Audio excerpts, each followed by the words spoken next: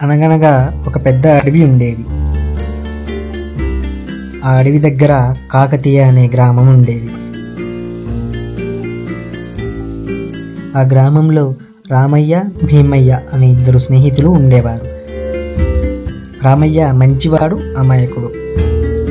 భీమయ్య నేర్పరి ఇంకా మోసకారి. రామయ్య అమాయకత్వాన్ని ఆసరా చేసుకొని భీమయ్య ఎప్పుడూ లేనిపోని తన కష్టాల గురించి కల్పించి చెప్పి అతని దగ్గర అందినంత దోచుకుంటూ ఉండేవాడు. పాపం రామయ్య అతని టక్కరితనాన్ని కనిపెట్టలేకపోయాడు.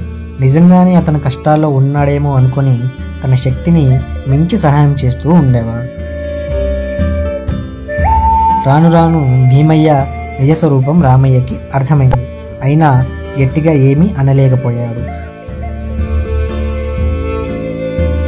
ఒకరోజు రామయ్య, భీమయ్య పని మీద వేరే గ్రామంకి బయలుదేరారు. ఆ గ్రామంకి వెళ్ళాలంటే అడవి దాటాలి. రామయ్య, భీమయ్య అడవిలో వెళ్తూ ఉండగా వాళ్ళకి ఒక సింహం ఎదురుపడింది.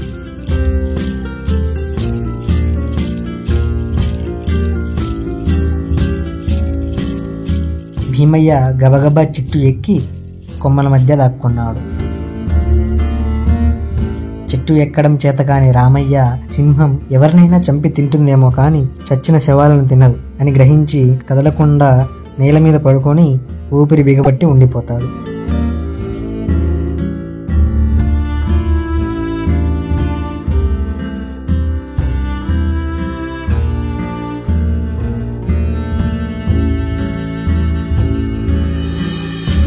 సింహం అతని దగ్గరికి వచ్చి మొహం దగ్గర మూతి పెట్టి చూసి వెళ్ళిపోతుంది.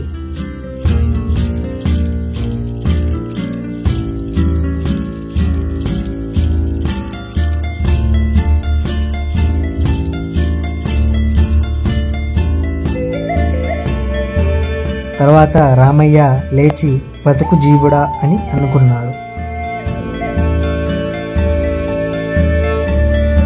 చెట్టు దిగి వచ్చిన భీమయ్య, ఏమిటి సింహం నీ చెవిలో ఏదో చెప్పినట్టు ఉందే అని ఎగతాళి చేస్తూ అడిగాడు. అందుకు రామయ్య, ఆపదలో ఉన్న స్నేహితుడిని వదిలి తన దారి తను చూసుకున్న ఇలాంటి మిత్రదోహిని నమ్మవద్దని చెప్పింది అంటూ వెళ్ళిపోయాడు.